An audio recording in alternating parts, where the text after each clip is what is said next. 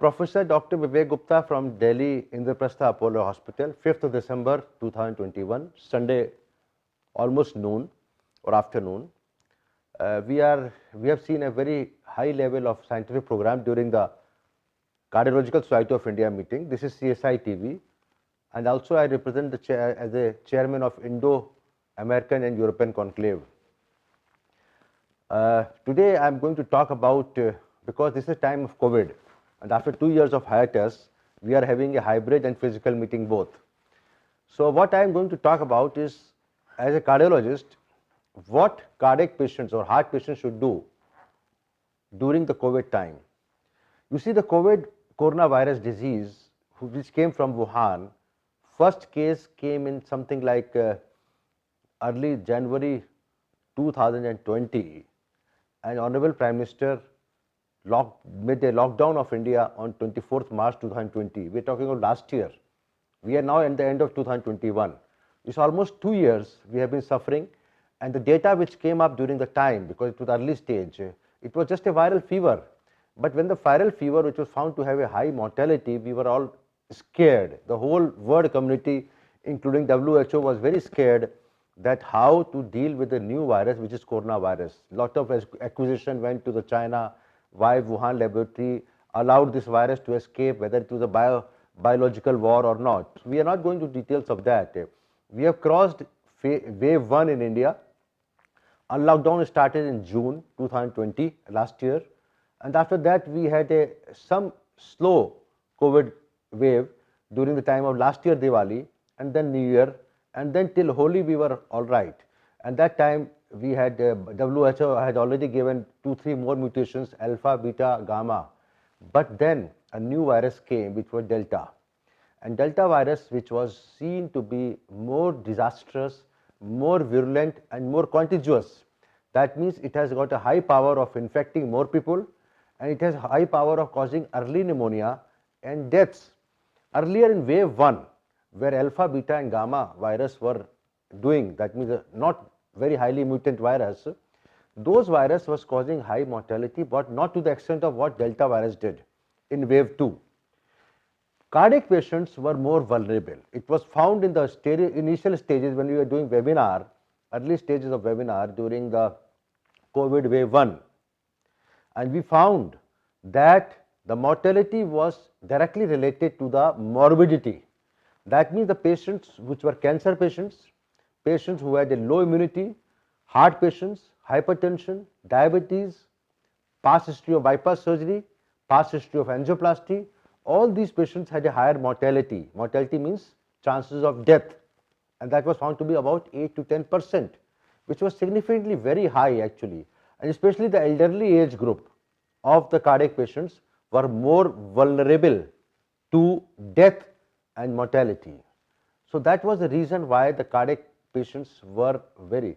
And secondly, at the same time, we discovered, the whole world community, medical community, discovered actually the cause of death was not only pneumonia, but also it was thrombogenic potential of the virus. That means it causes coagulation or blood clotting inside the veins, especially in the legs, which goes into the in the lungs. At the same time, the autopsy report showed, in Italy especially, that it was microvascular thrombosis which was responsible for high level of pneumonia and acute respiratory distress syndrome. And this was found to be pretty high, especially in cardiac patients. And this is a dichotomy, because on one hand, most of the cardiac patients are on antiplatelet medicines. They're on aspirin or clopidogrel or combined together, or maybe one of them. And despite that, the high mortality in patients of cardiac disease was found and discovered during wave 1. What could be the cause? The cause was that they had a lower immunity. Most 30% of the heart patients were having diabetes.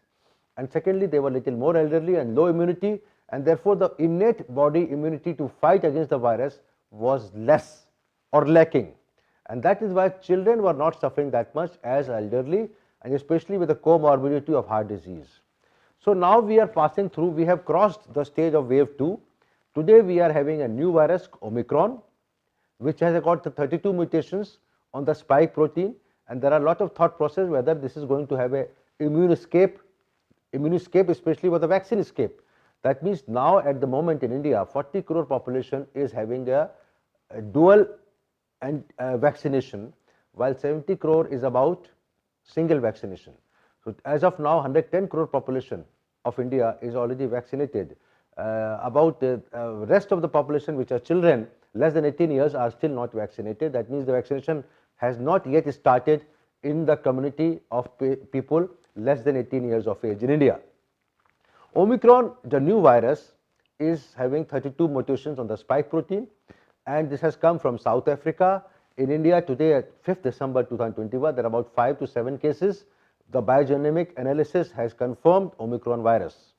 But it has been almost 1 month. I was just now talking on TV9 Bharatvarsh that 4th November was the first case discovered in South Africa, and there has been constant traveling from South Africa to Europe and from Europe to India. Despite that, we have not seen a surge in the number of cases in India. Today, as of now, we have about 8,000 to 9,000 per day, which is quite stable number of cases despite high level of testing. Despite high level of testing, the number of cases of COVID has not gone up drastically, or rather they are stabilized at around 8 to 9,000 per day. So what is the message? I feel that Omicron virus, although it has come to India, it's not only 4 cases, must be more than 1,000 cases. Why I am saying so? Because we are not subjecting all the cases of COVID for biogenomic analysis. It's not possible to do it. So my view is that in India, because of two reasons, the number of cases have not gone up so much. The reason is very simple. Although at the same time in Germany and Italy and France and UK, the number of cases have gone up. So India, we are protected more because of two reasons. One is the large population is already infected. Especially in wave 2, we had about 4 lakhs cases, 400,000 cases per day coming, and that continued for 2 months constantly, approximately. And we were feeling that, in fact, the actual number of cases which were coming per day was much more than 4 lakhs. So large population of India is already infected. I presume as a doctor that the patients who are already infected have a higher immunity level against this Omicron virus as compared to vaccination. Of course, vaccination is one weapon, but those patients who have already got infected, they are already protected. So this is the reason why the number of cases per day has not gone up despite 1 month, almost 1 month since the Omicron virus was first detected in South Africa. So this is a positive point. Second point is what cardiac patients should do. Cardiology is a very difficult branch, and in fact, I must confess that we lose a lot of patients. They die in the hospital despite doing the best of treatment. This could be post-bypass surgery. This could be because of the heart failure, because a lot of patients who have got low ejection fraction, heart failure means poor pumping function of the heart, they have a sometime intractable arrhythmias. And recently we lost a young patient who was post-surgical, post-VSD repair, and operated about 10 years back, and viral myocarditis, whether it was COVID or not, although COVID was negative, but viral myocarditis led to increased arrhythmias and multiple DC shocks, and we lost despite the best treatment in our hospital. So that's another thing. So cardiology is a very special branch. Cardiac patients are very special patients. They have to continue their medicines regularly. They cannot even one day, they should not stop their medicines because heart attack can happen. So this coronavirus has, for cardiology patients, let me tell you, there are 3 points. One, they should continue medicines regularly. Why? Because the COVID virus has got an increased thrombogenic potential. And therefore, the patient who is a cardiac patient, which has about 30% blockage, if there is a clot forms in the artery, that will lead to acute heart attack and the patient can die. So they have to continue regular medicines, they have to do regular checkups, they have to follow more frequently with their cardiologist, and of course, wherever deemed necessary, whenever advised by the physician or cardiologist, they should take up angiography as early as possible so that a blockage which is 70-80% can be treated with the help of stent. If not, if there is a blockage which is less than 50%, the patient normally goes for medicines alone, no stent, no bypass surgery. But during COVID time, this is a high time that all the cardiology patients, heart patients who have the history of heart disease should do regular consultations with their cardiologist, and they should specifically ask, do I need an angiography? If the physician, then he will take and see the papers and documents, he will ask few more questions, and if required, do the angiography. Of course, continuation of medicine is important. Secondly, I am talking to the patients, last point, the patients whose family have suffered from heart disease. For example, a patient father, mother, brother, sister who has already had heart disease and they are healthy at the moment, they should do also regular checkup during COVID time. So this RT-PCR is not enough, rapid antigen is not enough, COVID appropriate behavior is not enough for the patients, for the people who has a high family history or strong family history of coronary artery disease like angina and heart attack. They should specifically do treadmill test, echocardiography, and very important, CT coronary angiography, so that they can discover even minor blockages which will be missed. I repeat, minor blockages will be missed by treadmill test and echocardiography and ECG.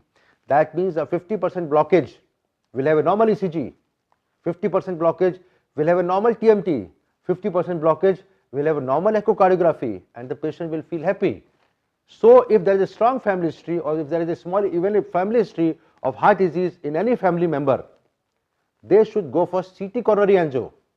But in COVID time, I repeat and I request all the physicians to take care of the family of the patients by telling them that if you are more than 40 years age, if you have even one risk factor like hypertension, diabetes, high cholesterol, smoking, or bad lifestyle, or stress, lack of sleep, please do, I repeat, diabetes, hypertension, smoking, lack of sleep, mental stress, family history. Please do CT coronary angiography, especially during COVID time, to discover that if you have 30% blockage, you start the treatment at this at least, because we don't want to miss a 30% blockage devoid of aspirin medicine, which is a blood thinner, and a statin, which is also this is anti-cholesterol medicine, which helps in reducing the plaque. I finalize my talk that cardiac patients should be taking good medicines, regular follow-up, family history. Those patients who do not have angina should do CT coronary angiography, especially during COVID time, because there is a rapid possibility that you suffer from COVID and you end up with heart attack. Thank you very much. Professor Dr. Vivek Gupta from Delhi Apollo Hospital, Chairman of Indo-American European Conclave, talking on CSI TV on last day of Cardiological Society of India meeting in December 5th, 2021, Sunday afternoon. Thank you very much. Bye-bye.